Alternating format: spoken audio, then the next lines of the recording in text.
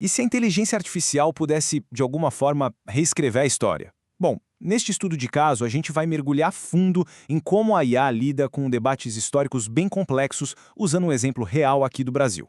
A gente colocou 3 dos maiores modelos de IA à prova. E o desafio, olha, não foi fácil. Eles tiveram que responder a perguntas bem provocadoras sobre um dos períodos mais controversos da história do Brasil. Queríamos ver como cada um ia reagir. Então, o nosso roteiro é o seguinte: a gente começa com o desafio que foi lançado, depois vê como as IAs definiram o que é uma ditadura, como elas lidaram com as justificativas para o regime, o debate sobre doutrinação e, no final, o nosso veredito sobre esse papel da IA como historiadora. Vamos começar apresentando o conflito principal.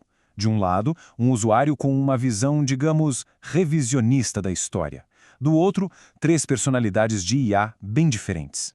O objetivo do usuário era bem claro: testar os limites dessas IAs. A grande questão era, será que elas validariam uma narrativa que vai totalmente contra o que a maioria dos historiadores diz?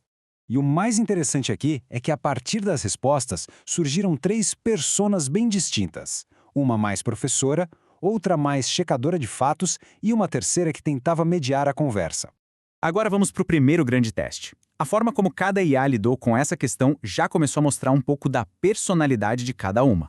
A largada já foi forte. O usuário não perguntou o que foi. Ele já chegou dizendo que é uma insistência, uma crença. Foi um desafio direto à IA. E a jogada das 3 IAs foi muito inteligente.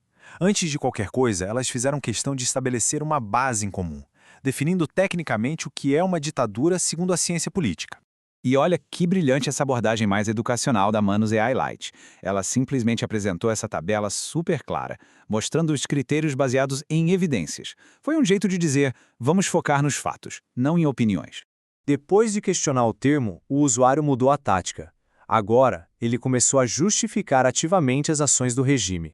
Percebe a tentativa aqui? É de reenquadrar as vítimas da repressão do Estado como se fossem apenas criminosos comuns. A resposta das IAs foi muito factual, bem direta. Elas não entraram em julgamento moral. Simplesmente pegaram a premissa do usuário e a contestaram com dados históricos, listando a enorme diversidade de grupos que, de fato, foram alvos da repressão. Aí o usuário foi para uma linha mais moral, sabe? Tentando pintar o conflito como uma batalha simplista entre o bem e o mal. E aqui as IAs tocaram num ponto-chave da análise histórica. O trabalho do historiador precisa ir além dessa luta de bem contra mal. A história analisa as ações que estão documentadas, como tortura e censura. Não importa quais fossem as intenções declaradas.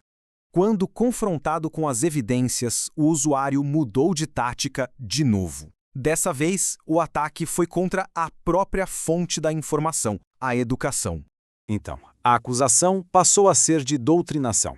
E para se justificar, o usuário defendeu o Escola Sem Partido, aquele projeto educacional controverso que diz buscar uma suposta neutralidade ideológica na sala de aula. O que as IAs fizeram foi bem interessante. Elas explicaram a diferença entre o que o Escola Sem Partido propõe e o que o método histórico-acadêmico faz. O foco da história crítica é ensinar como pensar usando evidências em vez de dizer o que pensar. Certo. Depois de toda essa troca de farpas, essa conversa intensa, o que a gente pode concluir? Será que dá para confiar nessas IAs como guias históricos?